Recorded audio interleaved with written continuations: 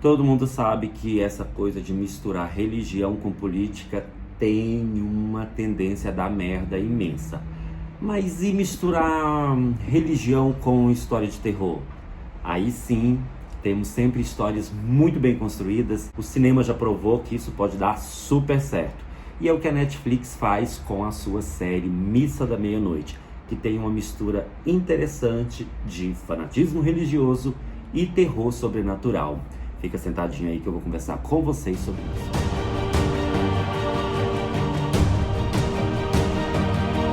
Olá, meu povo, tudo bem com vocês? Sejam bem-vindos a mais um vídeo aqui no canal. Eu estou muito tempo sem gravar, né?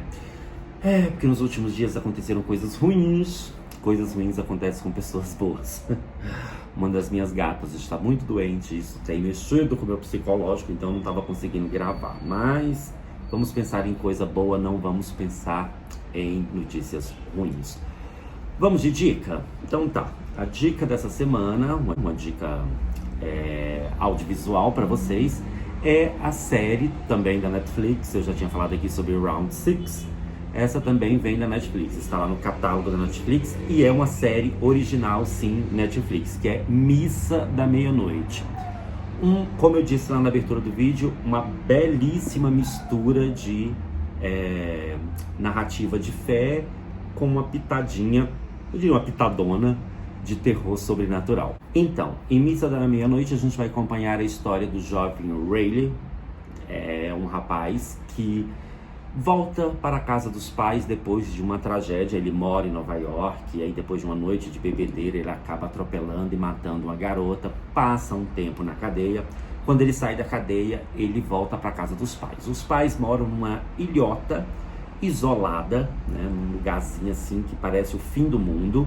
E quando ele chega ali naquela ilha, ele percebe que aquela comunidade não saiu ainda do fim do mundo, né? Continua isolada em todos os aspectos, isolada geograficamente e isolada socialmente, porque é como se as pessoas dali não tivessem parado no tempo, não tivessem evoluído. Ao voltar, ele acaba encontrando uma ex-amiga, né, de escola, com quem ele tinha ali uma certa intimidade e tal, e os dois acabam se reaproximando.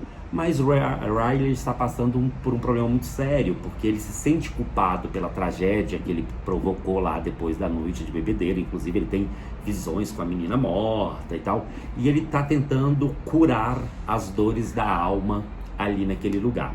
Mas vai ser meio complicado, porque o ambiente não ajuda muito, né? As pessoas o olham de maneira estranha, porque sabem o que ele fez, o que aconteceu, e começam meio que, né, estranhar a presença do menino ali. Como se nada disso fosse o suficiente para perturbar psicologicamente o coitado do rapaz. Nessa ilha tem uma igreja, né? Sabe aquelas comunidadezinhas bem pequenininha, onde o centro, o coração da comunidade é uma igreja? Enfim, lá tem uma igreja e essa igreja tinha um padre que já estava bem velhinho. A comunidade se reuniu e deu um dinheiro lá para que esse padre pudesse conhecer Israel, que era o sonho dele. Então, em solidariedade, sabendo que o padre já estava meio demente, eles falaram: não, antes que ele perca completamente a lucidez, vamos pagar para que ele realize o seu sonho e ele vá conhecer a Terra Santa. O fato é que esse padre não volta depois do tempo, né, que foi dado para ele lá de licença para essa viagem. Quem aparece é um outro padre, chamado Padre Paul. E esse Padre Paul, ele é muito, muito estranho, né? Mas, ao mesmo tempo, ele é meio carismático e ele consegue atrair a atenção das pessoas ali da ilha, que acreditam que o antigo padre está realmente doente e que aquele Paul é o substituto que a igreja mandou. Embora esse Paul seja muito, muito misterioso. Tem alguma coisa no passado dele que ele anda escondendo. Com a chegada do Padre Paul e com a chegada do Riley nessa ilha, fenômenos estranhos começam a acontecer também. Por exemplo, num certo dia, eles amanhecem e a praia está forrada de gatos mortos. É porque tem uma outra ilhota ali perto, que alguém levou um gato, os gatos, né, para lá, e esses gatos se multiplicaram de forma descontrolada. Então é a Ilha dos Gatos, digamos. Mas um belo dia, esses gatos aparecem todos mortos na ilha principal, ali na praia da ilha principal, o que deixa a comunidade meio maluca, né? foi o que aconteceu com esses gatos. E os gatos com o pescoço dilacerado, sem sangue. Aí você já começa a imaginar que tem babado nessa história, que tem coisa estranha acontecendo ali realmente. O lance é que esse padre Paul, gente, lá pelas tantas, ele realiza um milagre. Só que esse milagre, aliás, um milagre que vai puxando outro milagre, só que esses milagres, eles costumam ter um preço. E aí, será que todo mundo está disposto a pagar o preço para ter um milagre na sua vida? Fica esse questionamento. Só que Missa da Meia-Noite vai muito além desse enredo macabro. Pelo que eu andei lendo, muito do que está ali na história também veio da história real do seu criador, né? O seu diretor, eu esqueci o nome do moço agora. Ele pegou algumas coisas que aconteceram com ele, não as coisas sobrenaturais, né? Mas, por exemplo, os encontros do AA, as bebedeiras e tal, e foi colocando esses elementos dentro do roteiro. Aqui e ali, gente, a série é cheia de referências, eu acho que propositais, ao Stephen King, por exemplo. Então é impossível quem é fã de Stephen King não perceber a inspiração do mestre do horror dentro da série. Quando o Padre Paul chega, por exemplo, carregando um caixote ali na casa paroquial, quem leu e quem conhece a história de Salem, rapidinho consegue fazer uma relação ali. E tem também a personagem lá, que é a fanática religiosa, que me lembrou muito a senhora Carmody, de Carmody, se não me engano é esse o nome, do conto e também do filme O Nevoeiro, que também é do Stephen King.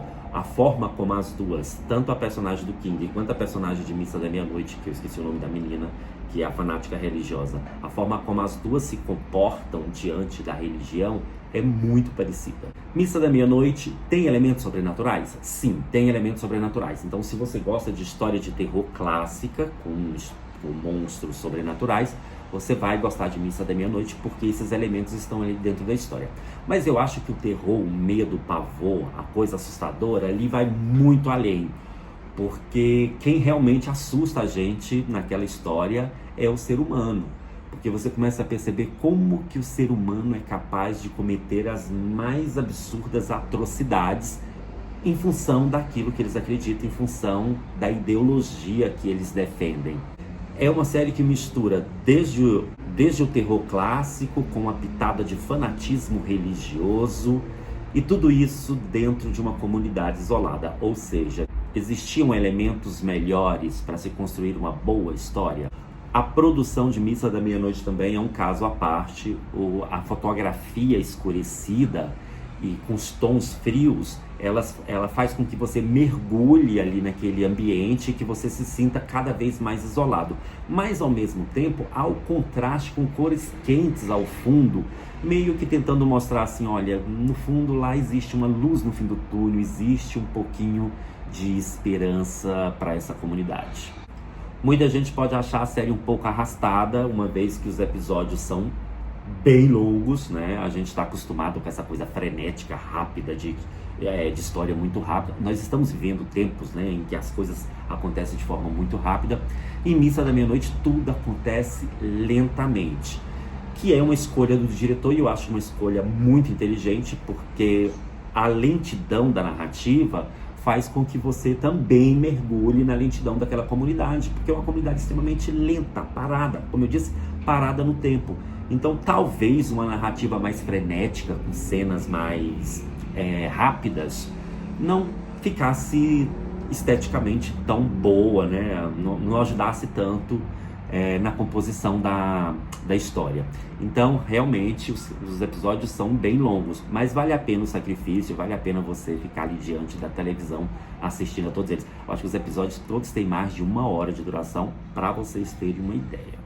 Aliás, tem cenas lá que são imensas, né? Se você for pensar em termos de composição de roteiro, eu acho que algumas das cenas, alguns diálogos, eles devem ter durado assim, tipo 5, 6 páginas, se brincar, dentro do roteiro. Então, hoje, como eu falei, a gente tem essa mania de escrever cenas curtas, mas as cenas de Missa da Meia-Noite são cenas que são extremamente longas.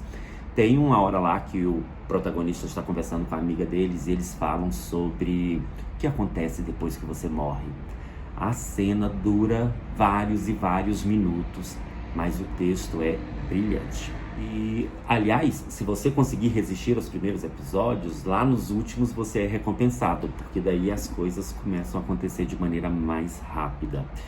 Eu senti também, assim, um toquezinho de Olhos Famintos, sabe? Em determinados momentos, algumas cenas me lembraram muito Olhos Famintos. A composição de um determinado personagem, aquela câmera do alto, observando as presas lá embaixo. E isso deixava a gente mais angustiado ainda. Então, é uma série muito bem realizada. Foi um acerto feliz da Netflix. Não tá fazendo tanto sucesso quanto o Round Six, né? Que virou essa febre de modo quase inexplicável. Mas é uma série que vale super a pena ser vista. E é uma série que, como eu disse, dá margem para discutir várias coisas. Quem, afinal de contas, é mais assustador? Um ser sobrenatural ou ser humano? O que é mais aterrorizante? A possibilidade da morte ou o fanatismo religioso? Então é isso, meu povo, essa é a minha dica de hoje. Você tem aí então uma dica para o final de semana. Aproveite, assista e me diga o que você achou. Volte aqui e comente depois, tá bom? Tchau, até a próxima.